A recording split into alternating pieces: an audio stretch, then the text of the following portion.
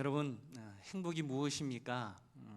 다양한 행복의 환경들이 우리들에게 있을 수 있겠지만 단회적이 아니라 지속적인 이 행복감을 가져다 주는 것은 단연 이 하나님 안에서의 평강을 누리며 그의 뜻대로 행할 때 누리게 되는 보람과 기쁨 아니겠습니까? 우리의 보여지는 겉모습은 각기 다르고 또한 세상적 기준에서는 자랑할 것이 그리 많지 않을지라도 하나님의 시선에서 바라보게 되어질 때 많고 많은 사람들 중에 구별하여 선택한 성도, 그 성도로서의 우리 각자의 본연의 모습은 바로 세상이 감당할 수 없는 사람들임을 믿으시길 바라겠습니다.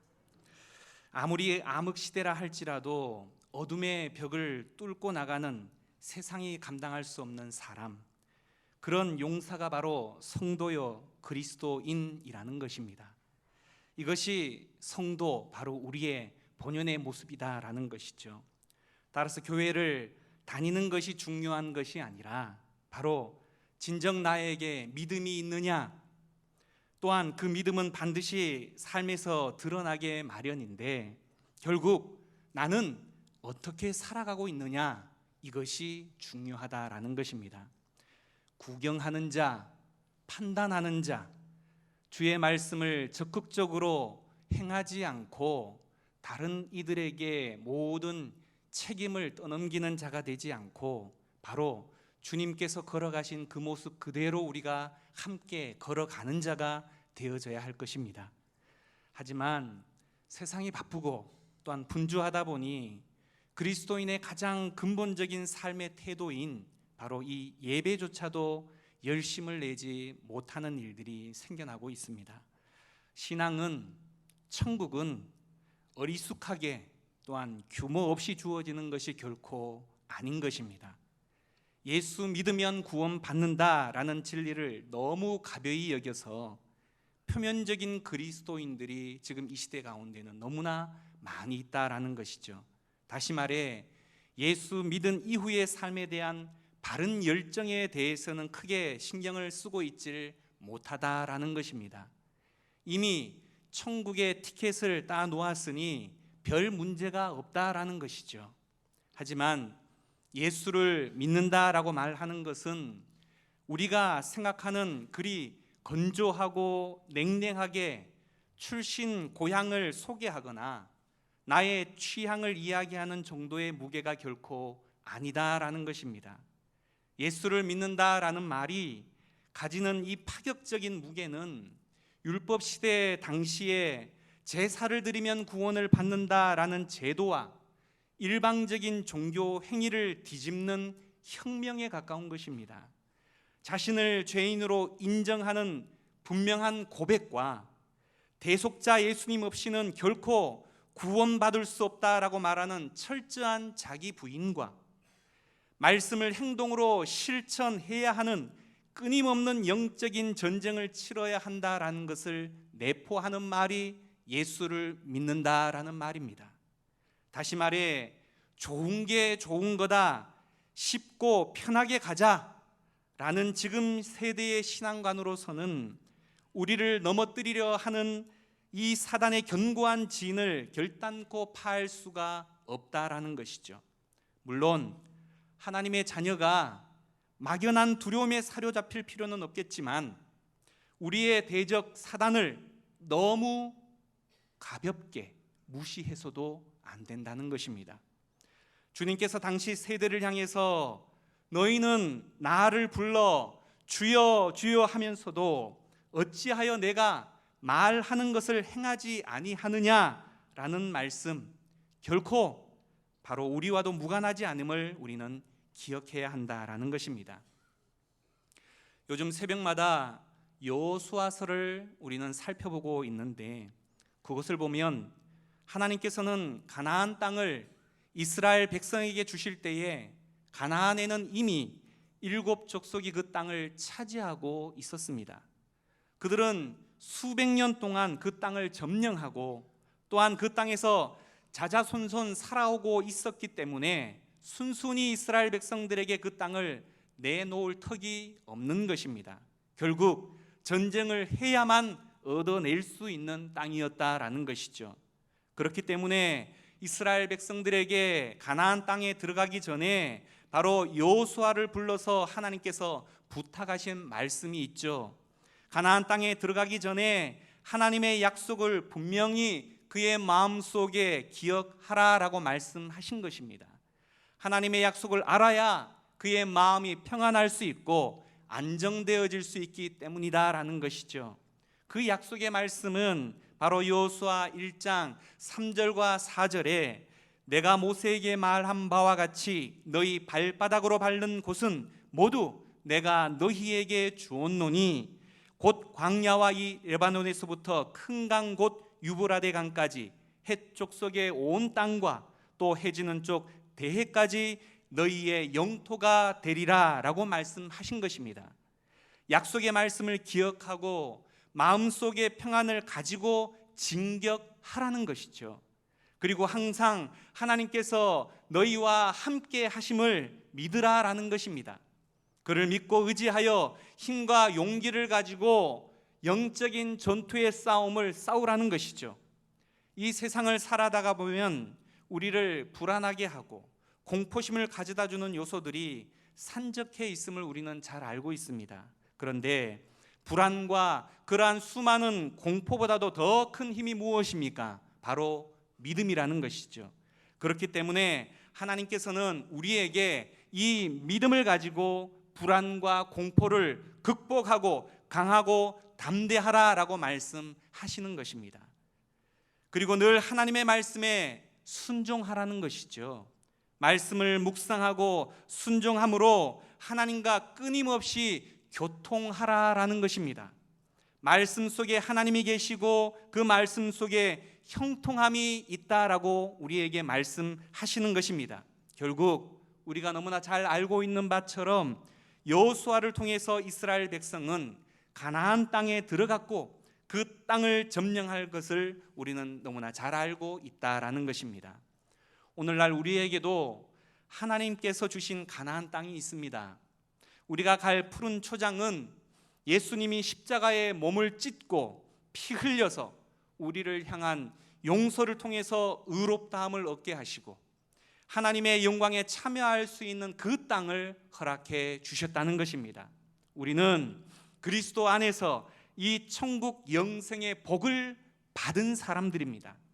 이는 특별한 사람만 위해서가 아니라 예수를 구주로 인정하는 모든 사람 앞에 허락해 주신 하나님의 선물이라는 것이죠. 따라서 우리는 분명한 목적지가 있고 그 목적지를 향해서 매일마다 열정을 다해서 달려가야 하는 것입니다. 그런데 그 목적지까지 가는 길에는 장애물이 있다는 것입니다. 점령해야만 하는 것들이 있다라는 것이죠. 다시 말해 그 땅을 우리가 평안히 마음씨 좋게 걸어갈 수는 없다는 것입니다. 마귀가 막고 있는 것이죠. 우리는 주님의 능력으로 전력을 기울여서 사단의 모든 괴계를 물리치고 나가야만 한다라는 것입니다. 전쟁하는 자가 전력을 기울여야 하지 장난으로 대충 하는 전쟁은 바로 없는 것입니다. 본문의 배경, 먼저 오늘 본문에 대해서 잠시 살펴보려고 합니다. 마태복음 11장과 12장은 예수님께서 10장에서 선교 훈화를 마치신 다음에 예수님의 사역에 대한 반응이 어떠했는지를 보여주는 말씀입니다. 11장에 기록된 사람들의 반응은 대체적으로 예수님을 메시아로 받아들이지 않는 분위기입니다. 이때 주님의 말씀을 담은 내용이 바로 11장에 나옵니다. 먼저 오늘 우리는 읽지 않았지만 11장 2절부터의 내용은 바로 세례 요한의 고민으로부터 시작되어지는 것입니다. 세례 요한이 누구입니까? 그는 메시아의 전령으로 예수님께 세례까지 베풀었던 인물인데 감옥에 있으면서 예수님께서 하신 일들을 들은 이후에 자기 제자들을 통해서 예수가 정말 이스라엘이 기다리던 메시아인지 물어왔던 것입니다. 이 질문은 세례 요한이 악한 세대를 향해서 자신은 금식하고 기도하며 회개를 외쳐대고 있는데 게다가 로마 식민 정권의 앞잡이인 분봉왕 헤롯이 동생의 아내를 취한 이 불의를 공개적으로 정죄하다가 의롭게 투옥까지 되어졌는데, 메시아라는 분은 투옥된 자신을 돌아보기는커녕 금식은 둘째치고 죄인들로 취급받던 세리와 창녀들과 함께 먹고 마심을 그치지 않았음에서부터이며, 한 걸음 더 나아가 예수가 많은 기적을 행하면서도 정작 로마 식민 정권과 그 앞잡이로부터 고난당하는 하나님의 백성을 하루빨리 해방시키는 일에는 전혀 관심이 없고 오로지 온갖 기적들을 통해서 자신의 인기만 누리고 있는 모습으로 세례 요한에게 비춰졌던 것입니다.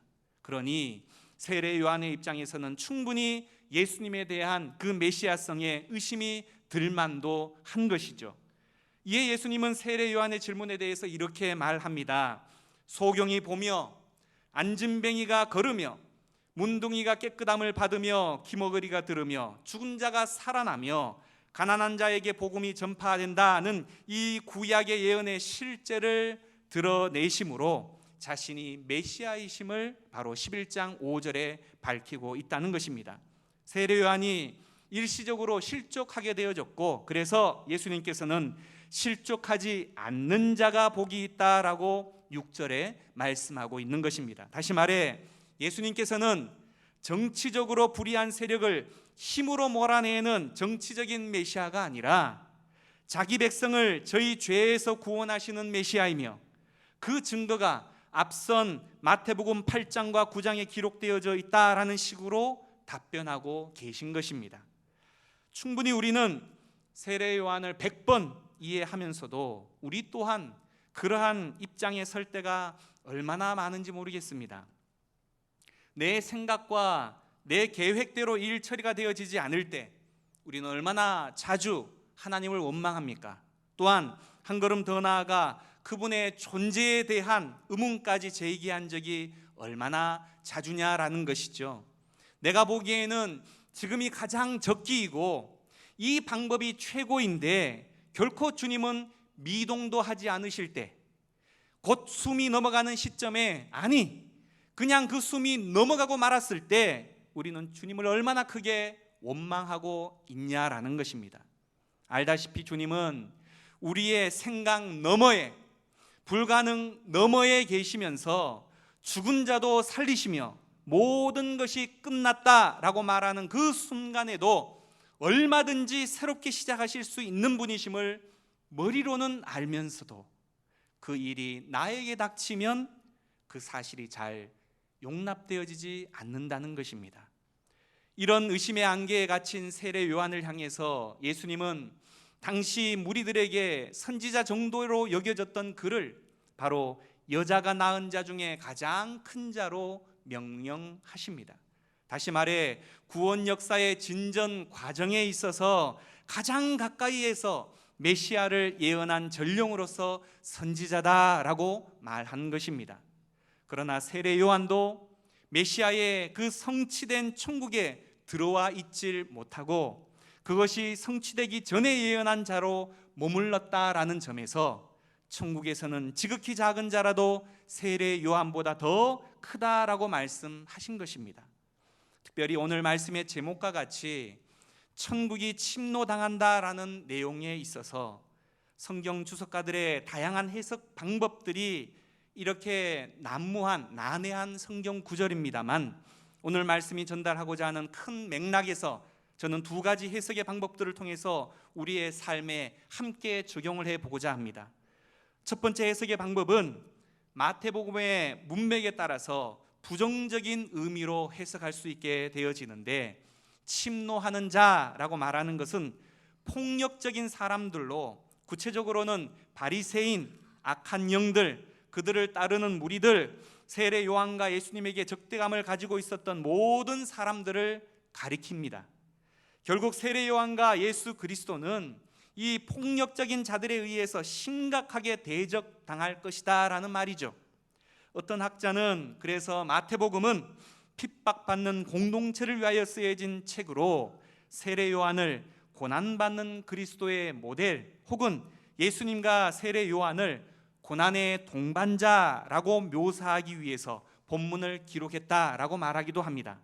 아무튼 세례 요한이 감옥에 갇혀 있는 상황에서 하나님의 나라는 그 시작부터 바로 강력한 반발에 휩싸였고 고난을 동반하고 있었다라는 것이죠.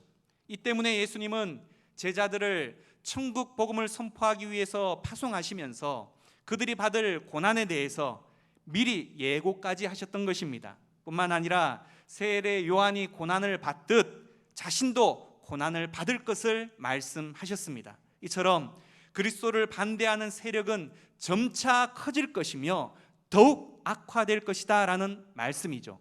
이처럼 그리스도인이 된다라는 말은 어찌 보면 고난을 친구로 삼아야 한다라는 말과 같은 의미일지도 모르는 것입니다. 다시 말해 예수 믿는 것이 복이고 예수 믿는 것이 성공이고 예수 믿는 것이 만사 형통이고 이런 우리가 알고 있는 내용과 굉장히 거리가 있는 내용이다라는 것이죠. 하지만 예수 안에서의 부와 성공만을 꿈꾸는 이 현대 그리스도인들에게 이렇게 생각하는 사람은 아무도 없다라는 것입니다. 하지만 고난과 사단의 방해를 이상히 여기면 여길수록 우리의 신앙생활은 더 어려워질 수밖에 없다라는 사실을 반드시 우리는 기억해야 하는 것입니다. 그렇다 해서 결코 고난과 사단의 위협 앞에 두려움으로 주눅들 필요는 없습니다. 우리가 가나안 땅을 점령하러 들어갈 때 우리의 힘만으로는 어림도 없는 것이죠. 하나님이 우리와 같이 계심으로 늘 그 하나님을 바라보아야 한다는 것입니다. 그래야 마음의 용기와 담력을 얻고 들어갈 수 있는 것이죠. 원수 마귀로 인한 두려움은 우리를 실패로 밀어넣기 일쑤입니다. 그러나 두려움보다 더 큰 것 무엇이라 그랬습니까? 바로 믿음이라 그랬습니다. 하나님을 믿는 믿음이 우리의 모든 불안과 두려움을 내어 쫓게 되어져 있다라는 것입니다. 믿음이 이기네, 믿음이 이기네, 주 예수를 믿음이 온 세상 이기네 라는 찬송이 우리에게 그 모든 진리를 잘 알려주고 있다라는 것입니다. 요한일서 4장 4절에서도 자녀들아 너희는 하나님께 속하였고 또 그들을 이기었나니 이는 너희 안에 계신 이가 세상에 있는 자보다 크심이라 라고 말씀하고 있습니다. 무엇을 말하고 있습니까? 예수 믿는다는 것 마냥 우리에게 편안함만을 가져다 주는 것은 아니다라는 것입니다. 사단 마귀의 끊임없는 우리를 향한 대적함의 그 무시무시한 일들이 우리에게 다가와져 있기 때문에 우리가 말씀 안에서 영적으로 깨어있지 못하면 끊임없이 넘어지고 끊임없이 실패하고 끊임없이 두려움에 휩싸여 죽을 수밖에 없는 그런 형편에 처하게 되어진다는 것입니다. 그렇다면 우리가 영적인 장 가운데 계속 눌러앉아 있어야 되겠습니까? 아니라는 거죠. 하지만 그 모든 일들 앞에 두려움만 가지고 있을 필요는 없다는 것입니다. 이미 싸워서 이긴 싸움을 우리가 싸워가고 있기 때문에 바로 그 하나님을 의지하고 날마다 그분을 바라보며 믿음 안에 살아가다 보면 하나님의 결국인 바로 하나님의 나라가 우리의 소유가 될 것임을 말하고 있다라는 것입니다. 두 번째 해석 방법에 있어서 그 배경은 유대인들의 율법적인 구원관에 대비한 예수님의 말씀이라는 것입니다. 다시 말해 이스라엘은 자신들이 유일하게 구원받는 하나님의 선민이다라고 생각을 하였습니다. 다시 말해 구약에서 하나님의 나라는 극히 제한적이고 선택적이었다라는 것이죠. 하지만 세례 요한 이후 천국은 침노하는 자, 적극적인 자, 유대인들의 유전과 전통과 같은 인간적 전통을 깨뜨리는 자, 하나님의 말씀으로 돌아오는 자가 취할 수 있는 땅이었습니다. 다시 말해 천국은 더 이상 이스라엘에게만 허용된 것이 아니라 죄와 속죄와 율법의 유전과 마귀의 미혹과 싸워서 이기는 자들의 것이며 역동적이고 적극적인 믿음으로 고난과 핍박을 이겨내는 자들의 것이다라는 것입니다. 이스라엘이 차지하고 있던 천국은 이제 세례 요한으로부터 시작되어 예수님으로 인하여서 이 땅 위에 세워졌고 앞으로 전진하고 있으며 종말적이며 궁극적으로 완성되어질 것입니다. 다시 말해 가장 구원과 가까이 있었던 바리새인과 서기관들은 바로 그들 앞에 주어졌던 이 복음에 대해서 너무나도 냉소적이고 회의적이며 또한 예수님의 복음에 반대 입장을 취하였습니다. 이는 예수님께서 그들의 안락하고 안전하며 자기 중심적인 삶에 도전하셨기 때문이다라는 것이죠. 특히 세례 요한 자체도 감옥에 갇히는 일들을 통해서 천국과 그 메시아의 성격에 대해서 오해해서 실족하고 냉담한 반응까지 보였다라는 것이죠. 우리의 환경은 어떻습니까? 새로운 도전에 대한 긴장과 말씀 안에서 순종을 향한 거룩한 열심, 그로 인한 당연한 고난과는 너무나도 거리가 먼 평안과 나태와 거드름에 휩싸여져 있지는 아니합니까? 그러한 우리에게 말씀으로 회개를 요청하는 말씀을 들을까라고 한다면 우리의 마음이 너무 불편하고 거북스럽고 또한 말씀 증거자를 향한 분노가 치밀어 오르지는 않느냐라는 것입니다. 사실 예수님의 입장에서는 자신이 사셨던 가버나움의 사람들은 하나님의 나라에 대한 예수님의 새로운 해석을 전혀 이해하지 못하고 거부했을 뿐만이 아니라 예수님의 사촌이자 동지였던 요한조차도 자신을 오해하니 그 소원함이라고 말하는 것은 이루 말할 수가 없었을 것입니다. 하나님 나라는 값싼 은총론에 매달려 명상하는 자가 아니라 하나님의 능력과 자비를 믿고 행동하는 자에게 하나님의 나라는 주어지는 것입니다. 아니 자기의 모든 것을 희생하고서라도 생명을 내걸고 하나님의 나라를 위해서 전력을 다하는 자에게 주어지는 것입니다. 그렇지 않고는 우리는 바로 아무것도 얻을 수가 없다는 것이죠. 우리는 달란트 비유를 잘 알고 있습니다. 5달란트 받은 종과 2달란트 받은 종이 주인에게서 받은 것을 가지고 장사를 했을 때 그들의 머릿속에서도 손해를 보고 다 잃어버릴 수 있다는 가능성이 얼마든지 있었을 것입니다. 그러나 그들은 그러한 위험성이 있었음에도 불구하고 최선을 다해서 이익을 남기려고 수고를 하였다라는 것입니다. 만약 그들이 손해의 위험을 두려워하여 그 받은 달란트를 감춰두기만 했었더라면 1달란트 받은 종과 마찬가지로 주인에게 책망만 들었을 뿐이었을 것입니다. 뿐만 아니라 우리는 천국을 위해서 자기가 가진 모든 것을 팔아서 값진 진주를 사고 밭에 감추인 보화를 얻기 위해서 자기 소유를 다 팔아 그 밭을 사는 적극적인 모습이 우리의 삶 가운데도 반드시 뒤따라야 한다라는 것입니다. 물론 이 말이 구원을 우리의 노력과 행위를 통해서 쟁취하는 것이다 라고 말하는 것은 결코 아닙니다. 오히려 하나님이 예정하시고 예수님이 우리를 위해서 자신의 생명을 통해 가져다 주신 구원의 가치, 그 기쁨에 대해서 지금 이 시대가 느끼고 경험하는 것처럼 너무나 손쉽고 안일하게 여기며 무미건조하게 받아들여서 그 소중함을 모른 채 팥죽 한 그릇의 장자의 명분을 팔아버린 에서와 같은 그런 어리석은 자의 모습에 대한 경종을 울리기 위함이다라는 것입니다. 오늘날 많은 성도들이 안이한 신앙생활을 하고 그저 멸망에서 벗어나 구원받는 것만으로 만족하고 하나님의 영광과 천국의 확장 그리고 받을 상급을 위해서 적극적으로 노력하지 않는 것은 이러한 점으로 바라볼 때 너무나 안타깝다라는 것입니다. 그렇다면 진정한 그리스도인이 된다라고 말하는 것은 무엇을 말하는 것입니까? 도래하는 하나님의 나라를 향하여 삶의 방향을 바꾸고 다시 말해서 회개하고 복음적인 삶을 살아내는 것입니다. 천국을 침노하는 자는 밭에 묻힌 보화, 다시 말해 예수를 발견하고 예수의 삶을 따라 사는 것이다라는 것이죠.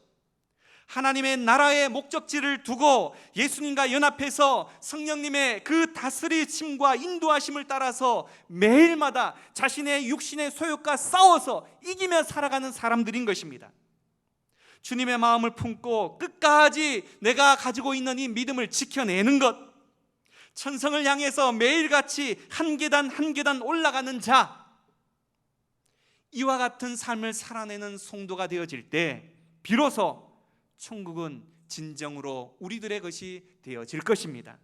다시 말해 임박해 호는 하나님의 나라를 향해서 돌진하는 강력한 열정을 드러내는 삶이 우리의 삶들 가운데 있어야 한다라는 것입니다. 성을 정복하려면 먼저 정신적으로 무장하고 게으름이나 안일함을 떨쳐버리고 사력을 다해야 한다라는 것입니다. 하나님이 이미 승리로 우리 가운데 허락하셨다 할지라도 우리가 싸워야 할 싸움은 분명히 있다는 것이죠. 하나님의 나라도 마찬가지입니다. 우리가 그 나라를 소유하려 할 때 정욕과 게으름이 있다면 결코 소유할 수가 없는 것입니다. 하나님의 나라에 대한 열망으로 나 자신을 부인하고 나의 것을 포기하는 고통이 감수되어져야 한다는 것입니다. 비록 천국이 누구에게나 다 널려있는 성이라 할지라도 구하지 않고 두드리지 않고 찾지 않는 자에게 결코 발견되는 법이 없는 것이죠. 이 서로 다른 해석들은 모든 그리스도인들은 이 하나님의 나라를 지키고 이겨야 할 것과 하나님의 나라에 대한 열심과 관심을 보다 좀 열정적으로 가져야 한다라는 것을 우리에게 말해주고 있는 본문입니다. 천국은 침노를 당하고 있지만 힘있게 여전히 지금도 전진하고 있습니다. 예수님 당시 로마나 종교 지도자들이 그랬던 것처럼 오늘날에도 천국을 방해하고 반대하는 세력들이 분명히 우리들 앞에, 우리들 옆에, 우리 사방을 둘러싸고 있습니다. 그렇기에 천국 백성인 우리들은 천국에 대한 이 사탄의 침노에 단호하게 맞서야 한다는 것이죠. 천국의 확장과 전진에 적극적으로 동참해야 한다는 것입니다. 강 건너 불구경해서는 안 된다는 것입니다. 오늘 우리가 살폈던 16절부터 19절까지의 장터의 아이들의 비유의 말씀이 나옵니다. 세례 요한은 주의 길을 예비하였고 예수님은 천국을 이 땅에 임하게 하려고 애쓰셨는데 문제는 전혀 반응하지 않는 이 세대였습니다. 어떻게 해도 말씀을 받아들이지 않는다는 것입니다. 예수님은 당시 장터에서 쉽게 볼 수 있는 아이들의 피리 불며 춤추는 결혼놀이와 애곡하는 장례놀이를 통해서 천국에 대한 당시 사람들의 냉담한 반응을 지적하였습니다. 아이들끼리 모여서 이런저런 놀이를 하다 보면 자기들 마음대로 놀려고 하는 고집이 나오지 않겠습니까? 오직 자신들의 놀이에만 몰두하고 있었던 것입니다.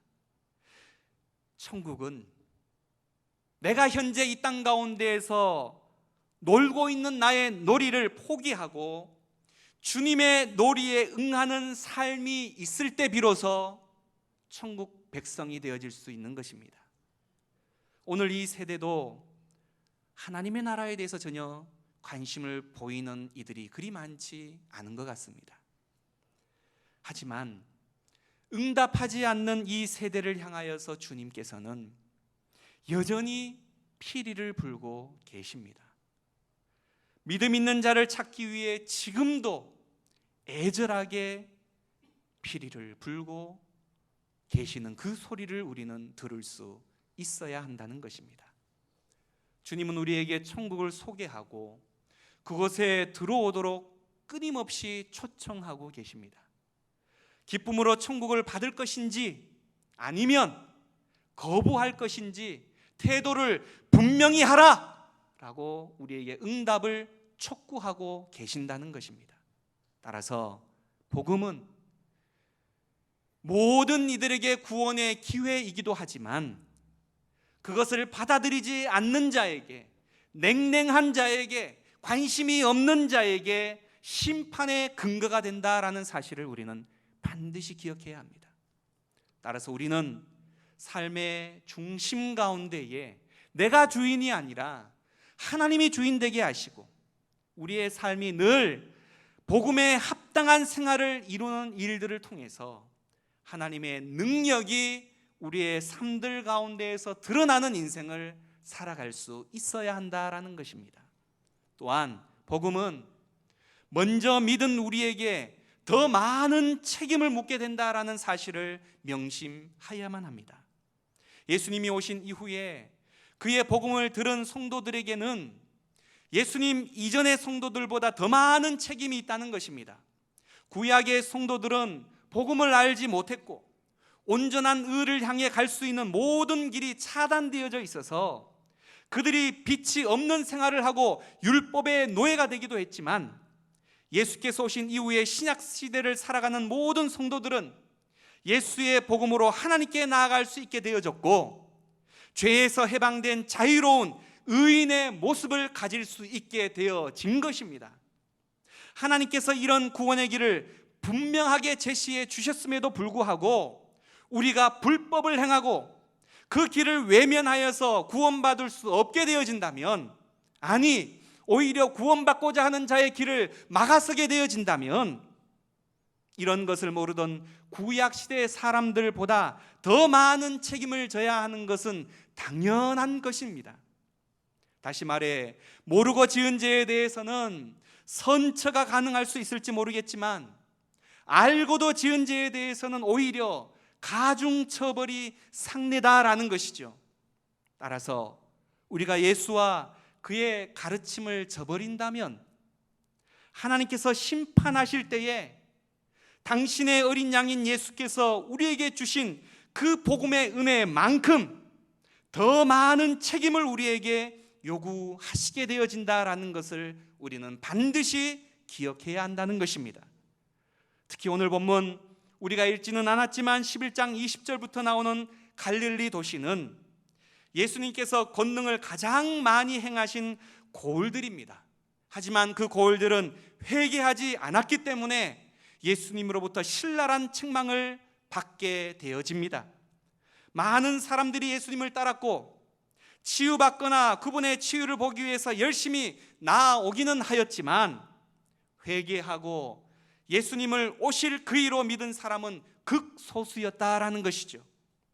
예수님이 많은 권능을 행하신 것은 사람들이 예수님을 기적을 만들어내는 사람으로 보도록 하시는 데 목적이 있는 것이 아니라 그런 권능을 행하신 천국 메시아 앞에서 자신들의 죄를 회개하고 그 메시아를 믿고 따르도록 하는 데 목적이 있었던 것입니다.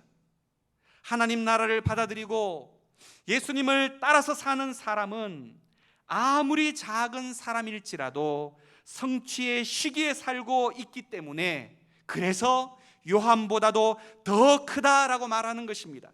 더 큰 은혜, 더 많은 복을 받은 자의 책임은 바로 오늘의 본문을 통해서 우리에게 분명한 책임을 요구하고 있다라는 것입니다. 바리새인들과 서기관들을 포함한 다수의 유대인들이 메시아를 거절한 것은 바로 그들 스스로가 지혜롭고 슬기로운 자들로 사회에서 이미 바로 대우를 받고 있었고 스스로도 그렇게 여기는 교만 때문이었습니다. 여러분, 우리는 어떻습니까? 나는 천국 백성이야. 나는 구원받았어. 나는 그리스도인이야. 당당하게 말은 하지만 너희는 다 지옥 백성이야 라고 세상 사람들을 향해서 손가락질을 하고 있지만 우리의 삶은 그들과 전혀 구별되지 않고 단지 그 신분의 자랑만을 가지고 우리의 책임을 다하지 않으면서 천국을 소유했다라고 확신하고 있지는 않습니까? 예수님께서는 수고하고 무거운 짐진 자들아 다 내게로 오라 내가 너희를 쉬게 하리라 라고 말씀하셨습니다. 예수님의 안식은 역설적으로 말하면 예수님의 멍에를 메고 예수님에게서 배우는 데서 얻게 되어지는 것입니다. 멍에 없이는 참된 안식이 없다는 것입니다. 예수 믿는다 하여 모든 짐을 다 우리가 벗어 버리는 것이 아니라는 것이죠. 세상의 짐을 벗어 버리고 이제 주님께서 주시는 멍에를 매는 것입니다. 멍에를 맨 소가 주인의 뜻대로 일하는 것처럼 예수님께 와서 온유하고 겸손하신 예수님에게서 인격과 교훈과 삶을 배우면 그때 비로소 얻게 되어지는 것이 평안이고 안식이다라는 것입니다. 그리하여 그 배움을 삶 속에서 행하는 자가 되라라는 것이죠. 우리가 이 땅에서 가나안으로 나아가는 길은 결코 호락호락하지 않습니다. 가나안 땅에 들어가는 데는 반드시 영적인 전쟁이 수없이 우리의 삶 앞에 놓여져 있다는 것입니다. 그러기에 우리는 늘 자신을 성령으로 말씀으로 무장한 용사가 되어져야 한다는 것입니다. 하나님의 나라는 마음씨 좋은 호인들의 것이 아니라 필사적으로 투쟁하는 자들의 것이라는 것입니다. 그렇다 하여 항상 그 천국으로 인해서 조마조마할 필요는 없는 것이죠. 다만 그 천국에 대한 관심, 열정의 온도를 높이고 이미 허락하신 하나님께 감사하며 침착하고 꾸준하게 은혜의 보좌 앞에서 우리의 심령을 겸비하며 죄를 날마다 자복하고 말씀 안에서 믿음으로 우리의 삶을 살아 나아가게 되어질 때 천국은 구체적이고 현실적인 것으로 바로 우리의 삶 가운데 드러나게 되어질 것입니다. 사랑하는 성도 여러분, 여러분에게 있어서 천국은 어떤 곳입니까? 그리고 그 천국을 향한 준비는 잘 되어 가고 계십니까? 우리 옆 사람과 함께 물어보시죠. 당신은 천국 준비 잘 하고 계십니까?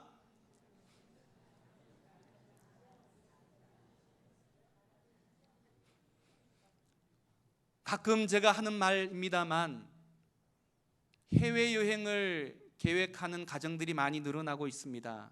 해외여행을 50, 60, 70 연세가 들면 들수록 준비하는 분들의 마음은 그리 가볍지만은 않죠. 체력이 혹 떨어질까 한 두어 달 전부터 보약을 먹어서 몸도 좀 준비해야 되고, 또한 시차를 이겨내기 위해서 미리부터 잠도 줄여보기도 하고 시간을 맞춰서 조절해 보기도 하고, 음식도 미리미리 그곳에서 먹을 음식을 보따리 싸놓는 것, 여러 가지 준비들을 해야 하는 것이 해외여행 아니겠습니까?